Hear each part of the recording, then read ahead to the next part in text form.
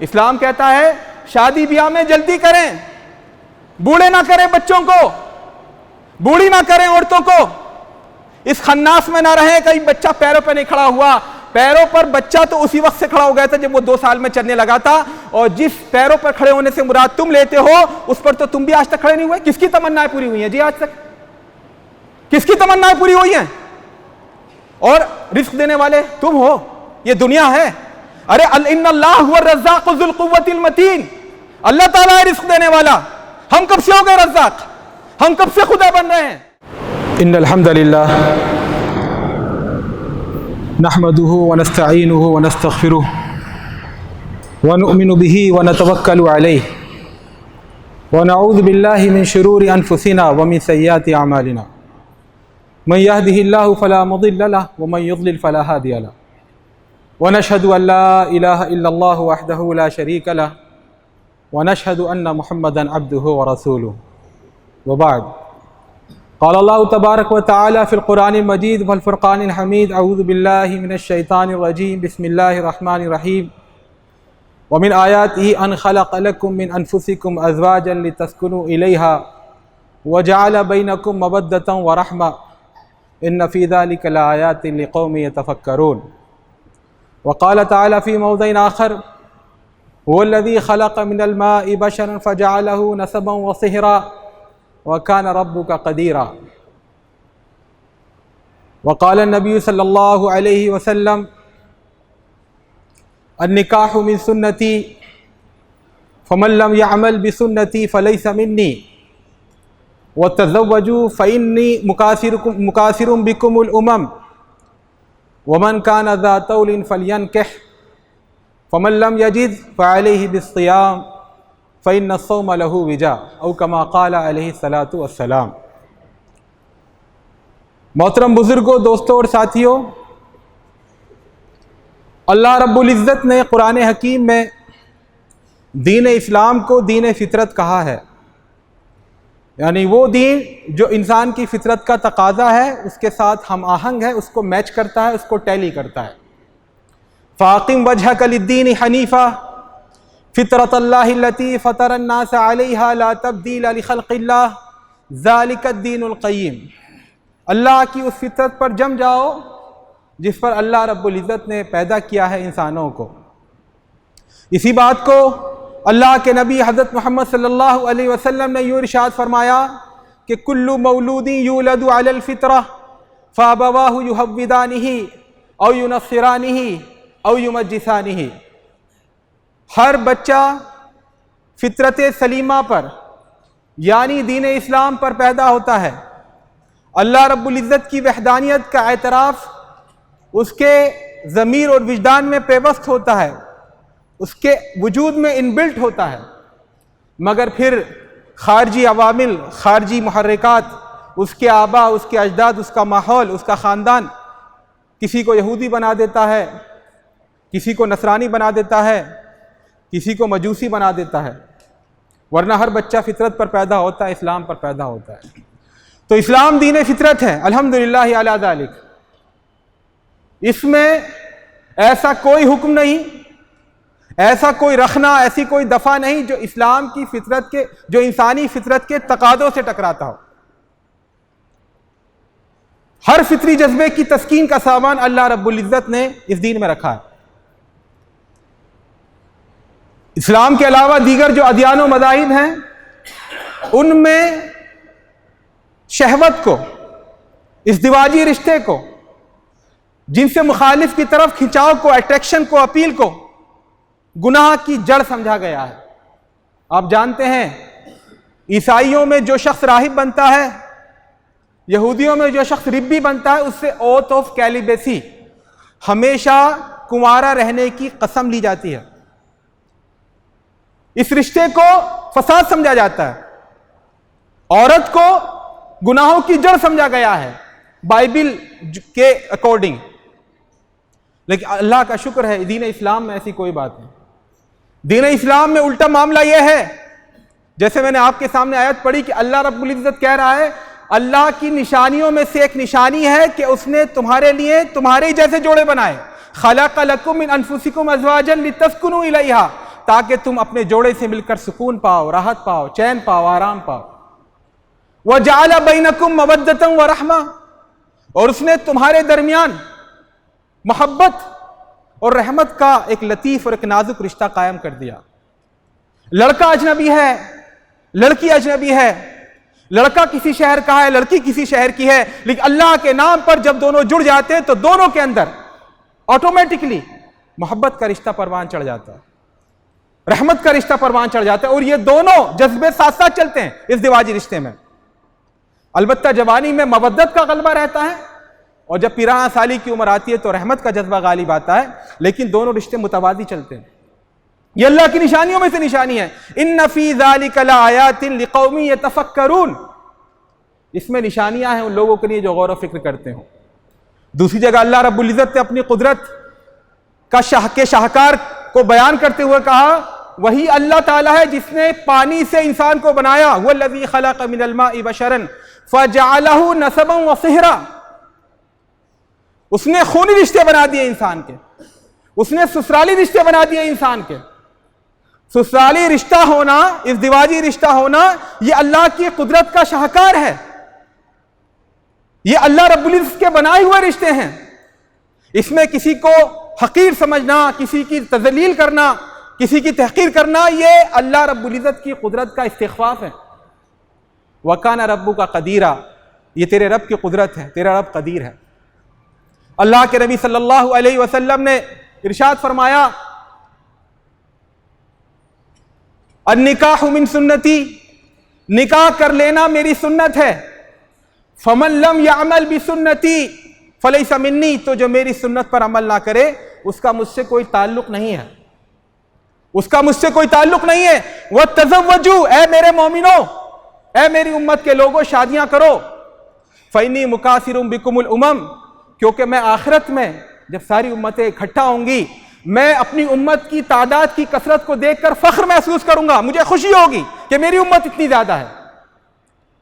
فَمَنْ كَانَ ذَا طَوْلٍ فَلْيَنْكِحْ، تو تم میں سے جس کے اندر استطاعت ہو، جس کے اندر صلاحیت ہو، قدرت ہو، مقدرت ہو، خرچہ اٹھانے کا اس کا وہ اہل ہو، فَلْيَنْكِحْ، تو اسے ضرور شادی کر لینی چاہیے۔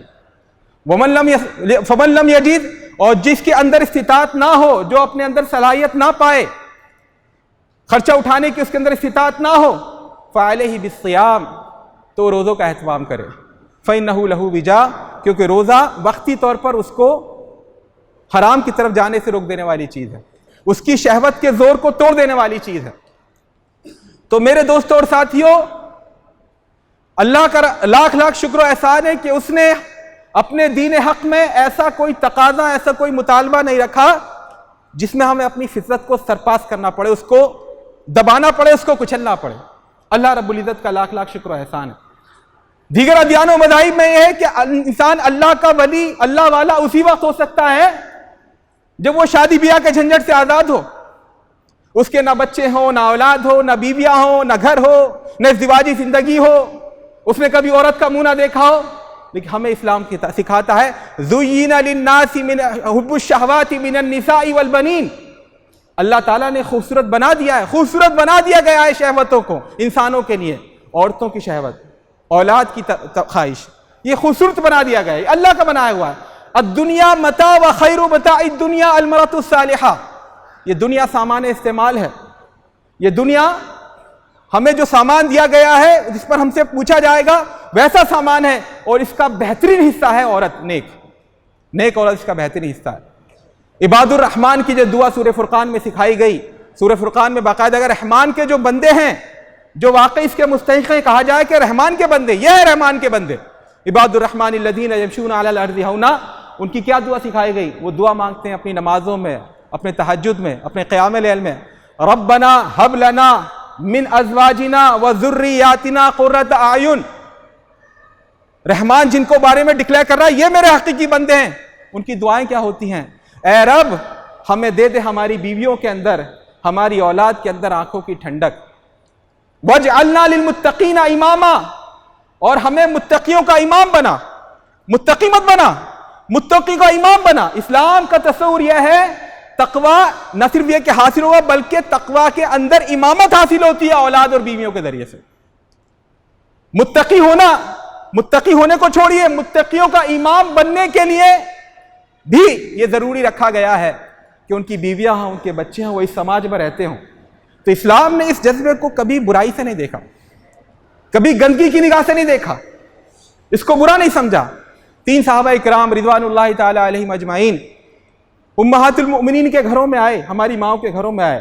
ثلاثۃ رہط جاؤ الی بیوت ازواج النبی، ہائے اللہ کے نبی صلی اللہ علیہ وسلم کی بیویوں کے پاس، اور کہا کہ اللہ کے رسول کا گھر میں معمول کیا ہوتا ہے، رات میں کتنی عبادت کرتے ہیں، کتنے روزے رکھتے ہیں، پوچھا خانگی زندگی کیسی ہے۔ تو جب ان کو بتایا گیا کہ آپ سوتے بھی ہیں، آپ عبادت بھی کرتے ہیں، تو کأنہم تقالوہا، انہیں کہا یہ تو بہت کم ہے، اور کہا این کنا من النبی صلی اللہ علیہ وسلم فقد غفر لہ ما تقدم من ذنبہ وما تاخر، ہمارا اللہ کے نبی سے کیا جوڑ، آپ کے تو سارے گناہ معاف کر دیے گئے، اگلے بھی پیچھے بھی، آپ تو معفو عنہ ہے، آپ کی تو بات ہی ختم ہو گئی ہے، آپ سے تو قلم تکلیف اٹھا لیا گیا ہے، آپ کی تو مغفرت کا فیصلہ ہم تو بھائی گناہ گار ہیں۔ تو تینوں نے کیا طے کیا؟ تینوں نے طے کیا، ایک نے کہا کہ میں کبھی رات میں سوؤں گا نہیں، ساری رات عبادت کروں گا۔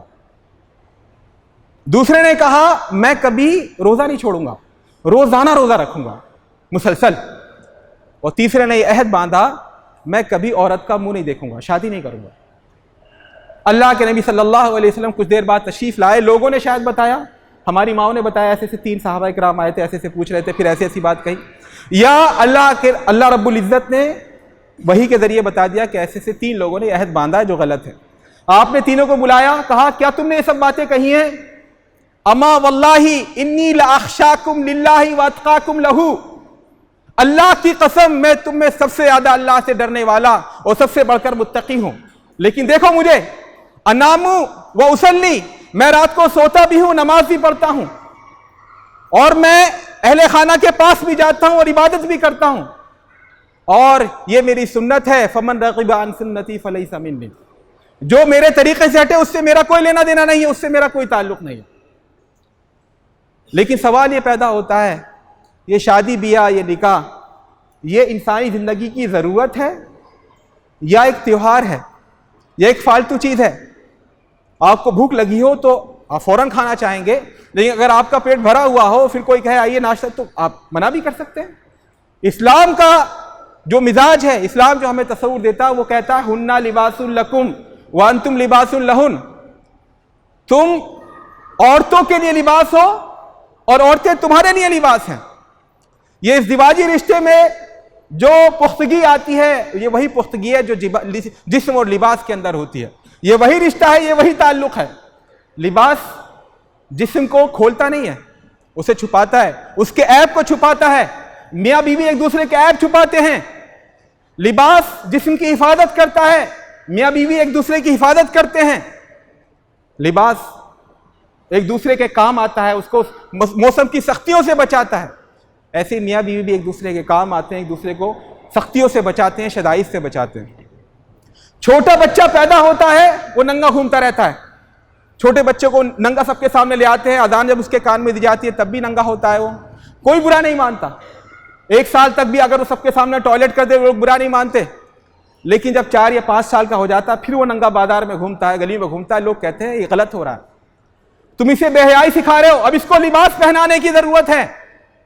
اگر 10 سال 12 سال کا بچہ ننگا گھومے، سارا سماج اس پہ تف کرتا ہے، اس کے ماں باپ کو برا بھلا کہتا ہے۔ اللہ رب العزت کہہ رہا ہے جس طرح لباس پہننا ایک ضرورت ہے، اسی طرح وقت آنے پر شادی ہونا بھی ایک ضرورت ہے، اور اگر وقت آنے پر تم شادی نہیں کرتے ہو تو تم اپنی اولاد کو ننگا گھما رہے ہو، بے حیائی کی طرف لے جا رہے ہو، بدکاری کی طرف لے جا رہے ہو۔ یہ ایک ضرورت ہے، اور ضرورت جب پیش آ جائے تو اس کو پورا کیا جاتا ہے۔ اسلام کہتا ہے شادی بیاہ میں جلدی کریں، بوڑھے نہ کریں بچوں کو، بوڑھی نہ کریں عورتوں کو، اس خناس میں نہ رہیں کہیں بچہ پیروں پہ نہیں کھڑا ہوا۔ پیروں پر بچہ تو اسی وقت سے کھڑا ہو گیا تھا جب وہ 2 سال میں چلنے لگا تھا، اور جس پیروں پر کھڑے ہونے سے مراد تم لیتے ہو اس پر تو تم بھی آج تک کھڑے نہیں ہوئے۔ کس کی تمنائیں پوری ہوئی ہیں جی؟ آج تک کس کی تمنائیں پوری ہوئی ہیں؟ اور رزق دینے والے تم ہو، یہ دنیا ہے۔ ارے ان اللہ هو الرزاق ذو القوة المتین، اللہ تعالیٰ ہے رزق دینے والا، ہم کب سے ہو گئے رزاق؟ ہم کب سے خدا بن رہے ہیں؟ قرآن کہتا ہے غریبی کی وجہ سے شادی سے مت رکو، ان یکونوا فقراء یغنیہم اللہ من فضلہ، اس کو نوٹ کر لیں، دکانیں پر ٹانگتے ہیں، دکان میں کاروبار میں برکت کا تعویذ، مولانا حضرات سے پوچھتے ہیں کوئی دعا بتائیے کاروبار میں برکت ہو جائے۔ دیکھیے میں بتا رہا ہوں یہ قرآن کا فیصلہ ہے، اگر آپ کو غربت کا ڈر ہے، فقر کا ڈر ہے، افلاس کا ڈر ہے، آپ شادی کیجیے اللہ کی خاطر، اللہ تعالیٰ آپ کو بے نیاز کرے گا۔ اگر وہ غریب ہیں تو نہ رکیں، اللہ تعالیٰ ان کو اپنے فضل و کرم سے بے نیاز کر دے گا۔ یہ اللہ رب امیروں اور مالداروں سے کہا گیا وَأَنْكِحُوا الْأَيَامَ مِنْكُمْ وَالصَّالِحِينَ مِنْ عِبَادِكُمْ وَإِمَائِكُمْ، اور جو تمہارے ودوا مرد جن کی شادی ہو کر ٹوٹ چکی ہے، جن کی بیویاں وفات پا گئی ہیں، یا وہ عورتیں جن کی شادی ہو کر ٹوٹ چکی ہے یا ان کے شوہر وفات پا چکے ہیں، ان کی شادیاں کرو، تمہاری ذمہ داری ہے۔ وَأَنْكِحُوا الْأَيَامَ مِنْكُمْ وَالصَّالِحِينَ مِنْ عِبَادِكُمْ وَإِمَائِكُمْ، اور تمہارے جو نوکر چاکر، تمہارے غلام، تمہاری کنیزیں، تمہاری باندیاں جو شادی کے لائق ہوں، جو نیک ہوں، جو شادی کرنے کے بارے جن کے بارے میں توقع ہو کہ ازدواجی زندگی چلا سکتے، ان کی بھی شادیاں کرو۔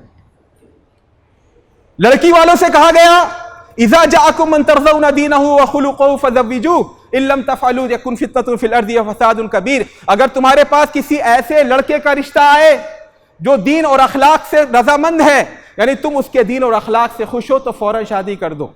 اگر تم نہیں کرو گے دنیا میں فساد مچ جائے گا، بڑا فتنہ پھیل جائے گا۔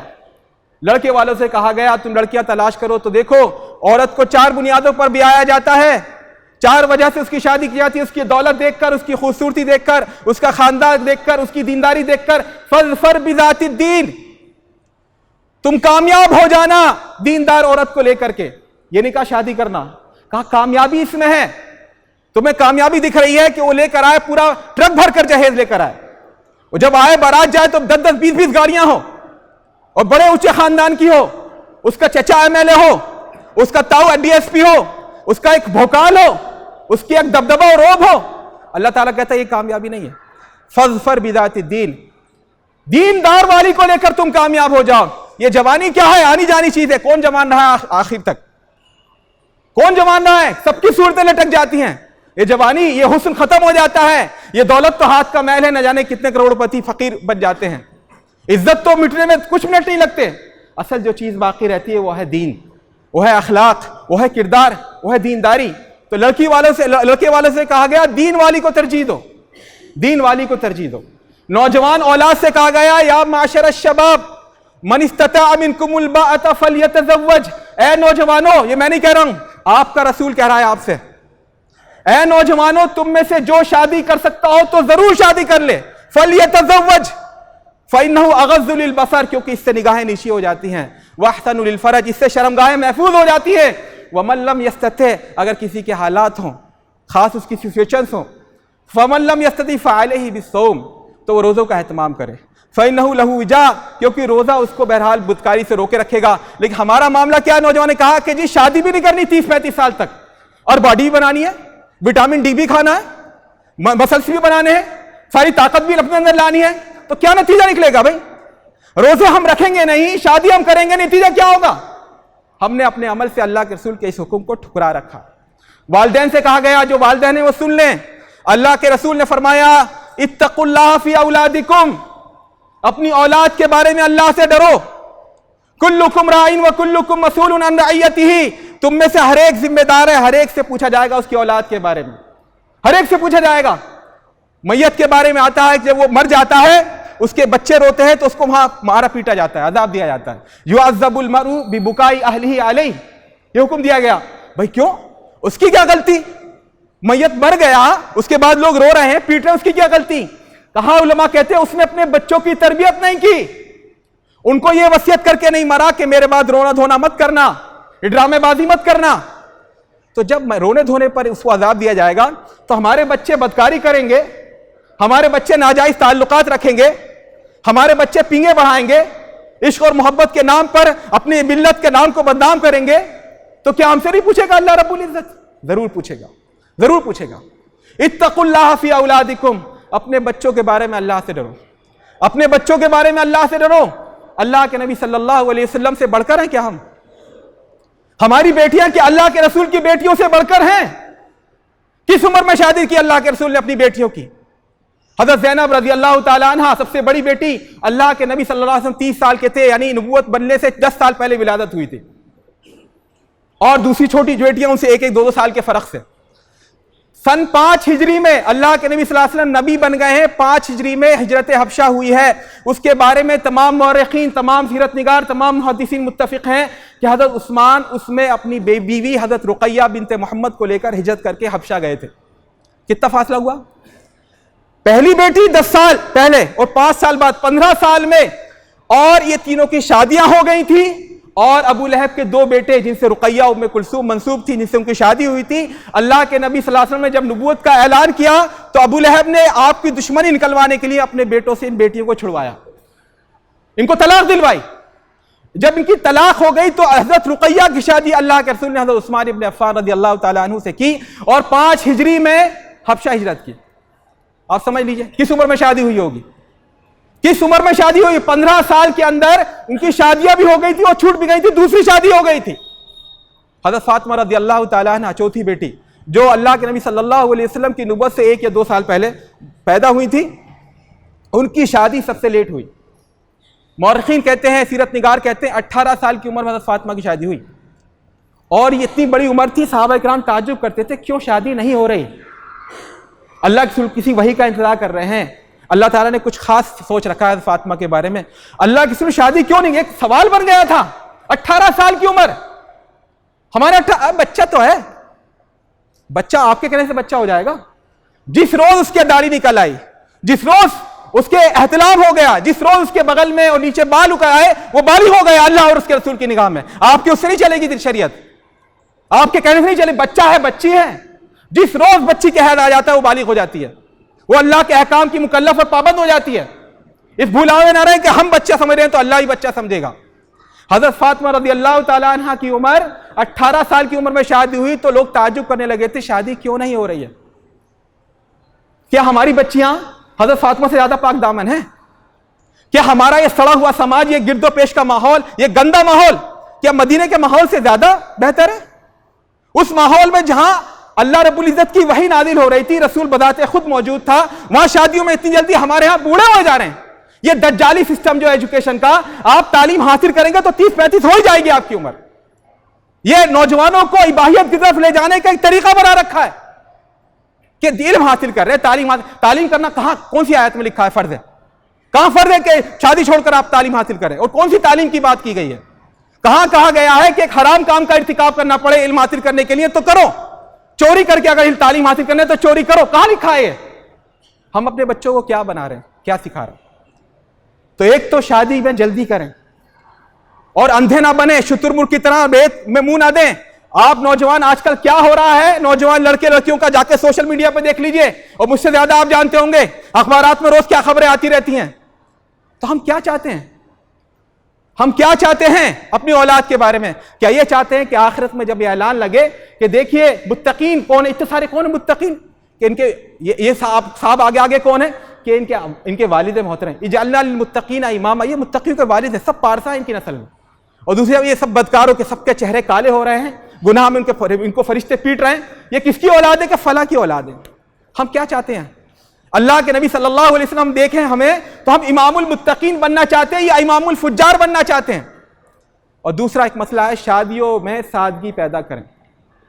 اگر ہم شادی کو ضرورت سمجھتے ہیں تو اس میں پومپیس ٹیسٹ نہیں کریں گے، اس میں ڈینگ نہیں ماریں گے، لائی خرچے نہیں کریں گے، اس کے بارے میں اصول سمجھ لیں۔ یہ شادی کے خرچے بڑھتے جا رہے ہیں۔ جن کے پاس اللہ تعالیٰ نے حلال حرام بہرحال وہ کما کر جیسے بھی مالدار ہو گئے ہیں وہ تو خوب خرچ کرتے ہیں، لوڈ پڑ جاتا ہے مڈل کلاس لوگوں پر، جو کس طرح سفید پوش ہیں، کس طرح حلال کمائی سے اپنی گزر بسر کر رہے ہیں۔ وہ کہتی ہے فلاں کے بچی بھی تو اس میں تو ایسا ہوا تھا، فلاں کے لڑکے کی شادی میں تو ایسا ہوا تھا۔ کیا جواب دے باپ؟ سر جھکا لیتا ہے۔ تو سارا لوڈ پڑتا ہے مڈل کلاس لوگوں پر۔ مالدار لوگوں کا امیٹیشن کرنا آخرت تو ذہن سے نکل گئی ہے، تو مالدار لوگ جیسے کر رہے ہیں وہ اب مالدار لوگ کیا ہے، ان کو تو پیسہ دکھانا ہے، خاص طور پہ نو دولتیے جو ہوتے ہیں، جو اتفاق سے حرام حلال کہیں سے پیسہ آ گیا تو ان کا زندگی کا مقصد یہ ہوتا ہے اپنے پیسے کا اظہار کرنا بلا وجہ۔ تو شادی میں خوب دھوم دھڑاکا، لیکن اس کا پورا لوڈ مڈل کلاس لوگوں پر پڑتا ہے۔ آج اللہ کے نبی صلی اللہ علیہ وسلم نے فرمایا تھا کہ بچی رحمت ہے، بچی رحمت ہے، ان سے محبت کرو. نساؤکم خوالکم، یہ تمہارے برابر کی شریک ہیں. لیکن آج ہمارے ہاں 1 یا 2 یا 3 بچی ہو جائیں تو ماتھے پہ پیشانی پہ سلوٹ پڑ جاتی ہے، لوگ ٹینشن میں مبتلا ہو جاتے ہیں. بچی تھوڑی بڑی ہو جائے 3-4 تو باپ کی نیند اڑنے لگتی ہے، ماں پریشان ہو جاتی ہے. ابھی بچی ماں پالنے ہی میں ہے تو ماں جوڑنا شروع کر دیتی ہے اس کے لیے. کیا ہم نے بنا رکھا؟ سادگی نکاح میں اعظم النکاح برکتن ایسرہ مؤونتن، سب سے بہترین نکاح برکت کے لحاظ سے وہ ہے جس میں سب سے کم خرچ ہو. ہمارے ہاں ہے سب سے بہترین نکاح وہ ہے جس میں ہیلی کاپٹر سے بارات آئے اور راکٹ سے جو ہے دلہن اڑ کے جائے، پورا خرچہ ہو، بہت زیادہ ہنگامہ ہو. تو ہم نے اللہ کے نبی صلی اللہ علیہ وسلم کی اس تعلیم کو جھٹلا دیا. اسراف ہے، آپ کو کھانے کی ضرورت ہے، ایک کھانے سے پیٹ بھر سکتا ہے، آپ 2 ڈش بنوائیں 3 ڈش بنوائیں. تبذیر ہے کہ آپ کو ضرورت ہے ہی نہیں، تبذیر ضرورت ہے ہی نہیں پھر بھی خرچ کر رہے ہیں، پھر بھی اپنی دولت کا اظہار کر رہے ہیں. ان المبذرین کانوا اخوان الشیاطین، یہ شیطان کے بھائی ہیں جو اس طرح کر رہے ہیں. شیطان کا مقصد کیا ہے؟ انما یرید الشیطان لیوقع بینکم العداوۃ والبغضاء، شیطان تمہیں لڑانا چاہتا ہے، تمہارے دلوں کو پھاڑنا چاہتا ہے، تمہیں ایک دوسرے سے نفرت دلانا چاہتا ہے. یہی کام شادی بیاہ میں فضول خرچیاں کر کے ہم لوگ کرتے ہیں. جس سیٹ کے بنگلے میں 4 دن پہلے سے لائٹنگ ہو جاتی ہے، 1 کلومیٹر تک قالین بچ جاتا ہے، مہمانوں کے لیے کھانے کی سوچی ہوتی ہے، پوری ایک فہرست ہوتی ہے، 1 درجن 2 درجن. اس سیٹ کے ہاں کچھ نوکر بھی ہوں گے، کچھ ڈرائیور بھی ہوں گے، کچھ کرمچاری بھی ہوں گے، ان کی بھی بیٹیاں ہوں گی. ان کے دل پہ سانپ کیسے لوٹیں گے؟ انہیں رحم آئے گا جب یہ سیٹ کینسر کا مریض ہوگا تو خوش ہوں گے، وہ غم زدہ ہوں گے. تو یہ کام وہ کر رہے ہیں جو فضول خرچیاں کرتے ہیں. شادی کو آسان بنائیے، ضرورت ہے، ضرورت تک رکھیے.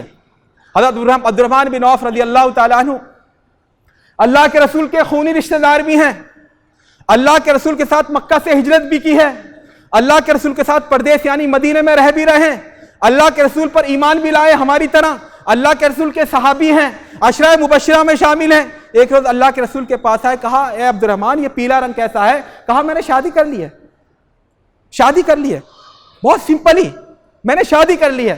نہ آپ ناراض ہوئے، نہ آپ نے ایک لفظ ناراضی کا نکالا، نہ کچھ اظہار کیا، بلکہ یہ کہا کہ آپ نے ولیمہ کر لیا، نہیں کیا تو ضرور ولیمہ کریں کیونکہ ولیمہ کرنا سنت ہے. تو اصول یہ بنا لیں کہ اللہ کے رسول کے زمانے میں جو رسم اور جو تقریب ہوتی تھی اسے ہم حسب استطاعت کریں گے، اور جو اللہ کے رسول کے زمانے میں نہیں ہوا، صحابہ اکرام کے زمانے میں نہیں ہوا، وہ یقیناً بدعت ہے، بعد کی پیداوار ہے، ہمارے پرانے دین و مذہب کے بقایا جات ہیں، ان سے ہمیں چھٹکارا پانے کی ضرورت ہے. آج میں آپ سے جو باتیں کر رہا ہوں شاید ہی آپ میں سے کوئی عمل کرے، لیکن میں مایوس نہیں ہوں. میں اس ایک اللہ کے بندے کی تلاش میں ہوں جو کم از کم آج مجلس سے فیصلہ کر کے اٹھے کہ میں لڑ کر ہاروں گا. شاعر نے کہا تھا وہ جو شاعری کا سبب ہوا وہ معاملہ ہی عجب ہوا، میں غزل سنا ہوں اس لیے کہ زمانہ اس کو بھلا نہ دے. تو جو میں آپ کو غزل سنا رہا ہوں نا اسلام کی، اس لیے سنا رہا ہوں کہ اللہ کے ہاں آپ یہ نہ کہیں کہ جی ہمیں معلوم نہیں تھا، کوئی بتانے والا نہیں تھا. حالانکہ یہ بھی عذر وہاں چلے گا نہیں، مجھے پتا ہے شاید ہی کوئی اس پر عمل کرے. میں نوجوان ساتھیوں سے بھی کہنا چاہتا ہوں، آپ بھی شاید اپنے والدین، کیونکہ گھروں میں عورتوں کی چلتی ہے، آپ بھی شاید اپنے والدین سے ہار جائیں. اور میں والدین سے بھی کہنا چاہتا ہوں شاید آپ بھی ظالم سماج سے آگے ہار جائیں، لیکن میری درخواست یہ ہے کہ آپ لڑ کر ہاریے، گھٹنے مت ٹیکیے ظالم سماج کے آگے. آپ جتن کیجئے، کوشش کیجئے کہ ہم اسلام کے مطابق شادی کریں گے. جب بالکل پانی سر سے اونچا ہو جائے، کہیں رشتہ نہ ملے، کہیں بات نہ گزرے، تب آپ گھٹنے ٹیکیے. بنی اسرائیل کا کیا معاملہ تھا؟ کانوا لا یتناہون عن منکر فعلوہ لبئس ما کانوا یفعلون. وہ برائی سے روکتے نہیں تھے اور خود کرتے تھے. عجیب بات ہے بھائی، جب کرتے تو پھر برا کیوں سمجھتے تھے؟ وہ مسئلہ یہی تھا کہ برائی کو برا تو سمجھتے تھے لیکن کرتے ضرور تھے. میں نے آج تک بھی شادی بیاہ کے بارے میں اپنے جس بھائی یا جس بہن سے بھی بات کری ہے، سب نے کہا جی غلط ہو رہا ہے، لیکن جب عمل نمونہ آتا ہے تو سب اسی رنگ میں رنگ جاتے ہیں. الا ماشاءاللہ، اللہ کے کچھ بندے ہیں اور اسی دنیا میں جی رہے ہیں، ان پہ ایسا نہیں کہ انہوں نے شادی کی بیاہ کی رسمیں توڑی تو ان پہ عذاب آ گیا یا بھک منگے ہو گئے یا دنیا نے انہیں کھانا دینا بند کر دیا. اللہ کا شکر ہے وہ بھی جی رہے ہیں اس دنیا میں، لیکن وہ سماج کے غلام نہیں ہیں. وہ لا الہ الا اللہ کہتے ہیں، لا الہ الا سماج نہیں کہتے. وہ اشہد ان محمد رسول اللہ کہتے ہیں، اشہد ان سماج رسول اللہ نہیں کہتے. وہ سماج پر ایمان نہیں رکھتے. وہ اپنے اللہ اس کے اپنے رسول کو راضی کرنے کے لیے قربانی دیتے ہیں۔ تو میں اپنے نوجوان بھائیوں سے کہنا چاہوں گا، اپنے بزرگوں سے کہنا چاہوں گا کہ اللہ کے واسطے اللہ سے ڈریے، اللہ کے واسطے شادی بیاہ کے معاملے میں اگر آپ ہارے تو لڑ کر ہاریے۔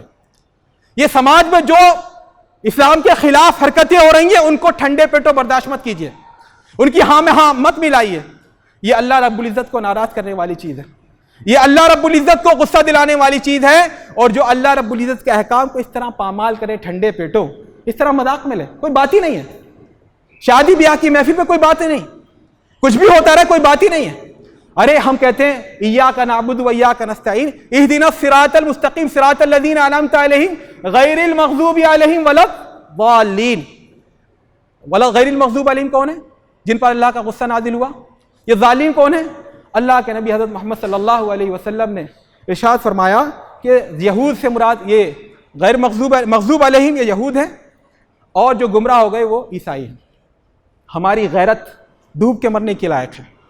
آج بھی عیسائیوں میں جن کو ہم ظالم کہتے ہیں ہر نماز میں، آج بھی ان کے ہاں شادی جو ہوگی چرچ میں جا کر ہوگی۔ پرنس ہوگا، شہزادہ ہوگا، کہیں کا بھی لاٹ صاحب ہوگا، شہزادی ہوگی، اس کی شادی چرچ میں ہوگی، پادری کے سامنے ہوگی، پادری کو چل کر منڈپ پہ نہیں جانا پڑے گا۔ ہمارے رسول نے حکم دیا اعلنوا ھذا النکاح وجعلوہ فی المساجد، اس نکاح کا اعلان کرو، اس کو مسجدوں میں کرو، مسجدوں میں کرو اور مسجدوں سے چلے جاؤ۔ لیکن ہم ان کو ظالم تو کہتے ہیں ہر نماز میں، ولا الضالین، بد دعا بھی کرتے ہیں اللہ وہ جیسا نہ بدنا، لیکن اس معاملے وہ ہم سے بہتر ہے۔ تو کہاں ہماری غیرت، کہاں ہمارا ایمان، کہاں ہماری حمیت؟ تو میرے دوستوں اور ساتھیوں، بہت پریشر ہے سماج کا، یہ رسم و رواج وہی ہے، الاسر والاغلال جو اللہ کے نبی صلی اللہ علیہ وسلم کے کام ہے نا، یضع عنہم اسرہم والاغلال التي كانت علیہم، یہ وہی بیڑیاں ہیں جو ہم نے اپنے پر ڈال رکھی ہے۔ انہی بیڑیوں کو توڑنے کے اللہ کے رسول تشریف لائے تھے، لیکن ہم نے ان بیڑیوں کو پھر اپنے اوپر ڈال لیا۔ ہمیں تمہاری غلامی پہ فخر ہے، لیکن بھلا دیا ہے غلامی کا مدعا کیا ہے۔ وفا کو ایک تخیل بنا لیا ہم نے، ہمیں شعور نہیں مقصد وفا کیا ہے۔ طلب تصور منزل سے ہو چکی محروم، خود اپنی سمت سفر بھی ہمیں نہیں معلوم۔ تو میرے دوست اور ساتھیوں، آج ضرورت ہے کہ ہم اپنے معاشرتی زندگی میں، اپنی ازدواجی زندگی میں، شادی بیاہ کے معاملات میں، رشتہ داریوں کے معاملات میں یہ دیکھیں کہ اللہ کے رسول کی سنت کیا ہے، اللہ رب العزت کا فرمان کیا ہے، قرآن جو کتاب ہدایت ہے جس کو ہم کہتے ہیں کہ پوری زندگی کے لیے مشعل راہ ہے، وہ کیا کہہ رہا ہے اس بارے میں۔ اللہ کے نبی جن کے بارے میں ہمارا ایمان ہے، ہمارا اذعان ہے کہ ہمارے لیے اسوہ حسنہ ہیں، ہمارے لیے رول ماڈل ہیں، ہمارے لیے آخری اور اول نمونہ ہے، ہماری حیثیت جو مسلمان کی حیثیت ہے ساری حیثیتوں سے بڑھ کر ہے، اس بارے میں ہمارے رسول نے کیا کہا، ان کا اسوہ اور نمونہ کیا ہے۔ آج ضرورت ہے کہ ہم شادی بیاہ کے نام پر جو غیر اسلامی رسوم و رواج ہو رہی ہیں ان کے خلاف محاذ کھڑا کریں، ان کے خلاف احتجاج کریں، جن کو اللہ رب العزت توفیق دے ان رسموں کو مٹانے کی کوشش کریں، اور جن کو توفیق نہیں ہے، جن کو ہمت کم ہے، تو کم از کم لڑ کر وہ ہاریں، ایسے ہی گھٹنے نہ ٹیکیں۔ اقول قولی ھذا واستغفر اللہ لی ولکم ولسائر المسلمین فاستغفروہ انہ هو الغفور الرحیم۔